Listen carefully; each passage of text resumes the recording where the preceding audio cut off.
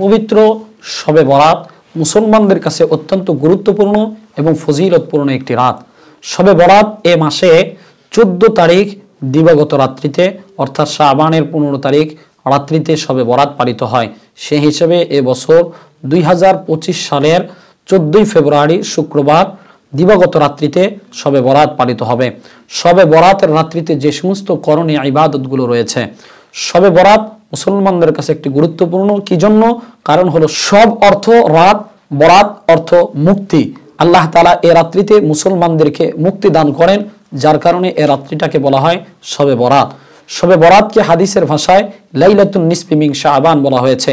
আল্লাহ রাসূল সাল্লাল্লাহু আলাইহি ওয়াসাল্লাম বলেন, ইযা কানাত লাইলাতুন নিসফি মিন শাবান ফাকুমু লাইলাহা ওয়াসুমু ইয়াওমাহা ফাইন্নাল্লাহা তাআলা ইয়ানজিলু ইলা গুরুবিশ শামসি ইলা সামাইদ দুনিয়া।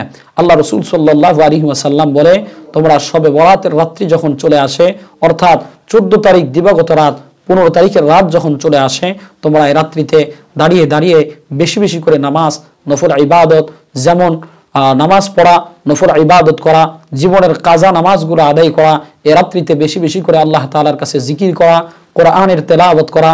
এ রাত্রিতে আরেকটি ইবাদত হলো আল্লাহ তাআলার কাছে বেশি বেশি করে ইস্তেগফার পড়া।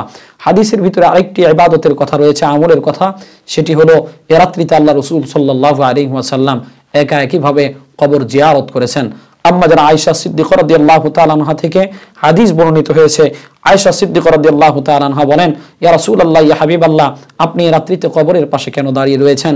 আল্লাহ রাসূল বললেন, আয়েশা, এই রাতটি হলো লাইলাতুন নিসফি মিন শাবান, অর্থাৎ শবে বরাতের রাত।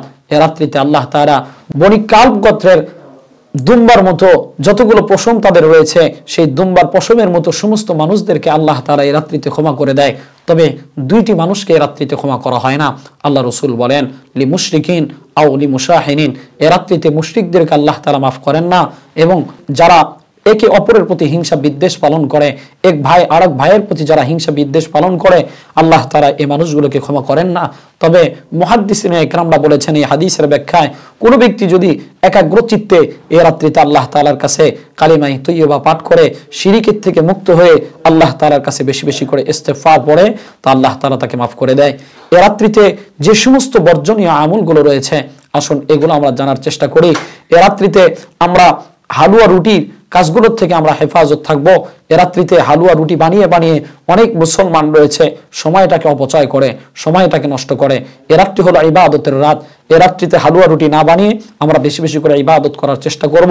এ রাত্রিতে অন্যতম আরেকটা কাজ আমরা অনেক মুসলমানরা করে থাকে, মসজিদকে ঝাড়বাতিগুলো দিয়ে মসজিদগুলোকে আলোকসজ্জা করে। এই অপচয়গুলোর থেকে মুসলমানদের হেফাজত থাকা দরকার। এ রাত্রিতে অনেক মুসলমান আছে আতশবাজির ভিতরে লিপ্ত হয়ে যায়। এ রাত্রিগুলো আতশবাজির থেকে আল্লাহ তাআলা যেন আমাদের সবাইকে হেফাজত করে। এ রাত্রিতে যে সমস্ত বিদআতগুলো, বেদাতি কর্মকাণ্ড রয়েছে, এই বেদাতি কর্মকাণ্ড থেকে আমাদের প্রত্যেককে হেফাজত থাকতে হবে। আল্লাহ তাআলা এ রাত্রের পবিত্রতা অর্জন করার তৌফিক দান করুন। শবে বরাতের গুরুত্বপূর্ণ ইবাদত আল্লাহ তাআলা যেন আমাদের সবাইকে করার তৌফিক দান করে। ওয়া আখির দাওয়ানা আলহামদুলিল্লাহি রাব্বিল আলামিন। আসসালামু আলাইকুম ওয়া রাহমাতুল্লাহি ওয়া বারাকাতুহু।